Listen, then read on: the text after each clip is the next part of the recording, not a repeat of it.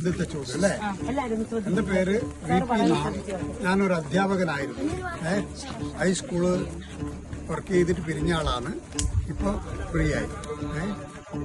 ഞാൻ അധ്യാപകനാകുന്നതിന് മുമ്പേ തന്നെ കൃഷിക്കാരനായിരുന്നു. നമ്മുടെ basically I M A farmer. ഞാനൊരു കർഷകനാണ്.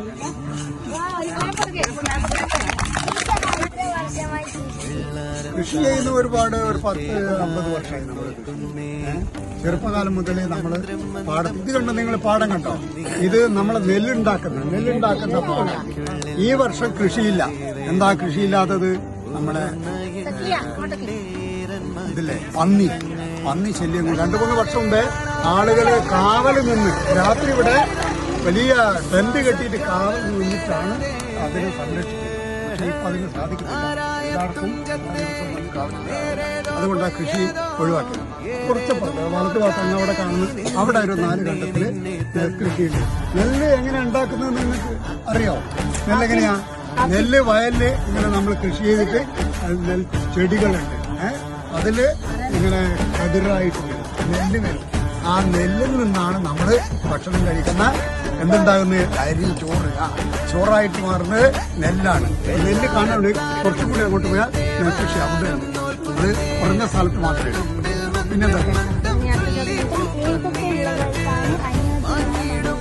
മണ്ണ്? ഇവിടുത്തെ പ്രധാന കൃഷികൾ, ഏറ്റവും പ്രധാനം നമ്മുടെ തെങ്ങ് കൃഷി, ഏലകൃഷി. അല്ലേ, നിങ്ങൾ എവിടെ നോക്കിയാലും ഏത് ഭാഗത്ത് നോക്കിയാലും തെങ്ങുകൾ കാണും. ഏറ്റവും പ്രധാനപ്പെട്ട വരുമാനം ഇവിടെ തെങ്ങാണ്. പിന്നീട് വാഴക്കൃഷിയുണ്ട്. ഒരുപാട് ആളുകൾക്ക് ഇവിടെ വാഴക്കൃഷിയുണ്ട്. വാഴക്കൃഷി കൊണ്ട് ഉപജീവനം നടത്തുന്ന ഒരുപാട് കർഷകർ ഈ പ്രദേശത്തുണ്ട്. നിങ്ങൾക്ക് കുറച്ചുകൂടി അങ്ങോട്ട് പോയാൽ കാണാം വാഴക്കൃഷി. ഇവിടെ വാഴക്കൃഷി കുറവാണ്. അവിടെ കണ്ട വാഴ കണ്ട. പിന്നെ അപ്പുറത്തുണ്ട് വാഴക്കൃഷിയാണ് എന്നെ ഉള്ളത്. പിന്നെ കവുങ്ങ് കൃഷിയുണ്ട്. പിന്നെ കുരുമുളക് കൃഷി. അതുകൂടാതെ ചേമ്പ്, ചേന മുതലായ ഒരുപാട് കൃഷിയുണ്ടായിരുന്നു. പക്ഷെ അതൊന്നും ഇപ്പൊ ചെയ്തുകൂടാ. ചേന നട്ടാലും ചേമ്പ് നട്ടാലും ഉടനെ എവിടെ നിങ്ങൾ വന്നിട്ട് കൃഷി ചെയ്യാൻ പറ്റില്ല. കൃഷി ചെയ്യുന്നുണ്ട്. ചുറ്റുപാടുകൾ മതിൽ കെട്ടിട്ട് പന്നിക്ക് ആളുകൾക്കും കേറാൻ പറ്റാത്ത രീതിയിൽ ഉയരത്തില് മതിൽ കെട്ടിയ ആ സ്ഥലങ്ങളിൽ മാത്രമേ ഇന്ന് ചേമ്പും ചേനയും കിഴങ്ങും ഒക്കെ നടത്തുന്നു.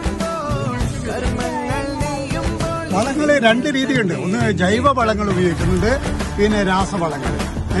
ഇപ്പം വേറെ ഒരു വളം പൊതു രംഗത്ത് വന്നിട്ടുണ്ട്. അപ്പൊ അധികം പല കൃഷിക്കാരും ഇവിടെ പച്ചക്കറി കൃഷിക്കൊക്കെ ജൈവ വളങ്ങളാണ് ഉപയോഗിക്കുന്നത്. ചാണകം, അതേപോലെ പച്ചില വളങ്ങൾ, പിന്നെ ചില മിശ്രിതങ്ങൾ. അതുകൂടാതെ രാസവളങ്ങൾ ഉപയോഗിച്ചിട്ട്, രാസവളങ്ങൾ കടുവളം, അതേപോലെ കോക്കനട്ട് മിക്സ്ചർ, പിന്നെ മിക്സ്ചർ എന്ന് പറഞ്ഞാൽ 16, 18, 20 എന്നൊക്കെ പറഞ്ഞ് അങ്ങനെ മിശ്രിതങ്ങളായിട്ടുള്ള കുറേ വളങ്ങൾ ഇതൊക്കെ ചേർത്താണ് യൂറിയ, അങ്ങനെയുള്ള വളങ്ങൾ തെങ്ങിനും മറ്റുള്ള കൃഷികൾക്കൊക്കെ ചെയ്തു. കീടങ്ങൾ ഒഴിവാക്കുക പ്രധാനപ്പെട്ട ഒന്ന്. തെങ്ങിനുണ്ടാകുന്ന കീടങ്ങൾ കൊമ്പൻ ജെല്ലി എന്ന് പറയുന്ന ഒരു വലിയൊരു വണ്ട്. നിങ്ങൾ കണ്ടില്ല? കാണാം, വലിയ വണ്ട. ആ വണ്ട് അതിന്റെ ഇത് തുരന്നിട്ട് ഉള്ളോട്ട് പോയിട്ട് അതിന്റെ കൂമ്പൊക്കെ നശിപ്പിക്കും. അതിന് പിന്നെ നമ്മൾ ചെയ്തു കൊടുക്കുന്നു. ജൈവമായിട്ട് നമ്മൾ ചെയ്യുന്നത് ഉപ്പും നമ്മളെ പൂഴിയും മിക്സ്ചർ ചെയ്തിട്ട് അതിന്റെ ഉരളിലിട്ട് കൊടുക്കും. അപ്പൊ അതിങ്ങനെ താഴേക്ക് ഈ ഉപ്പും അതായത് പൂഴിയും കൂടെ പോകുമ്പോൾ ഇതിങ്ങനെ ഈ ചെള്ളിങ്ങനെ ഇത് വരും, ഇടർത്ത് വരും അതിന്റെ മുൻഭാഗം. അപ്പോൾ ഈ മണ്ണ്, ഈ പൂരി അതിന്റെ പിന്നെ രാസവസ്തുക്കൾ ഉപയോഗിച്ച് സ്പ്രേ ചെയ്തിരിക്കുന്ന സംവിധാനങ്ങൾ. പച്ചക്കറി കൃഷി അങ്ങനെ പലരും ചെയ്യും. പിന്നെ ചില രാസവസ്തുക്കൾ ഇങ്ങനെ കെട്ടിയിടും. പച്ചക്കറി പ്രാണികളൊക്കെ വന്നിട്ട് അതിലേക്ക് വീണ ചത്തു. അങ്ങനെയുള്ള പല മാർഗങ്ങളുണ്ട്, ഒരുപാട് മാർഗങ്ങളുണ്ട്. പിന്നെ പുകയില, തുരശിയും ഒക്കെ ഉപയോഗിച്ചുള്ള മിശ്രിതങ്ങളുള്ള മണ്ണ്, വളക്കൂറുള്ള മണ്ണിലാണ് കൃഷി ഏറ്റവും നന്നായി നേടുന്നത്. നേരത്തെ പറഞ്ഞല്ലോ ഏതൊക്കെ കൃഷിയാണെന്ന്. അപ്പോൾ ഓരോ കൃഷിക്കും ഓരോ തരം മണ്ണുണ്ട്. നമ്മൾ ഇവിടെ നെൽകൃഷി ചെയ്യുമ്പോൾ പിന്നെ ഇതിൽ നമ്മൾ ജൈവ വളങ്ങൾ ധാരാളം. പണ്ടെല്ലാം തൂപ്പ് അങ്ങനെല്ലാം ഈ കാട് പ്രദേശം അല്ലേ അതൊക്കെ കൊത്തിക്കൊണ്ടത് കെട്ടുകളാക്കി കൊണ്ടുവന്നിട്ട് ഈ കണ്ടത്തിലിട്ട് ഇങ്ങനെ തറച്ച് കുടിച്ചിടും. എന്നിട്ട് അത് വളമായിട്ട് മാറും കണ്ടത്തിന്. അതിനുശേഷം പിന്നെ ചാണകവും ഇതൊക്കെയാണ് ആദ്യപടിയായിട്ട് ചെയ്യുക. പിന്നെ വളർന്നു വരുമ്പോൾ രാസവളങ്ങൾ ഇട്ടു. ഇതാണ് കൃഷി തുടങ്ങിയിട്ട് ഇവിടെ ഒരുപാട് വർഷമായി. ഞാൻ കൃഷി തുടങ്ങിയിട്ട് ഒരു 40-40 കൊല്ലമായി. കൃഷി എന്റെ അച്ഛൻ വലിയൊരു കൃഷിക്കാരനായിരുന്നു. അങ്ങനെയാണ് എനിക്ക് കൃഷിയോട് താല്പര്യം. മോള് ചോദിച്ച നല്ല ചോദ്യം കേട്ടാ. ഞാൻ അധ്യാപകനാണെങ്കിലും കൃഷിക്കാരനാണ്, ആദ്യം പറഞ്ഞില്ലേ.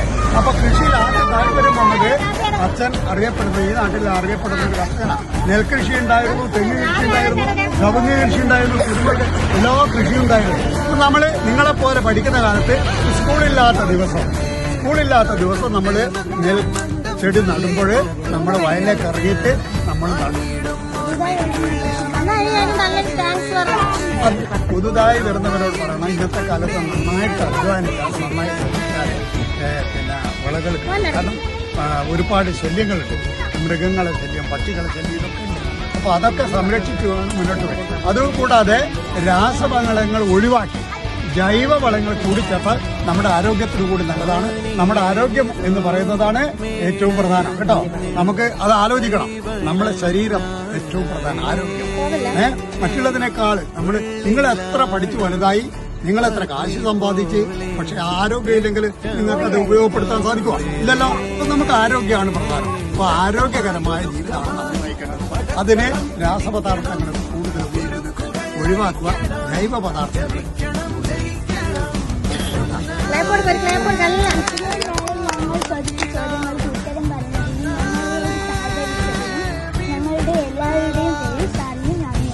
Okay, thank you very much. Thank you all of you. ശരി.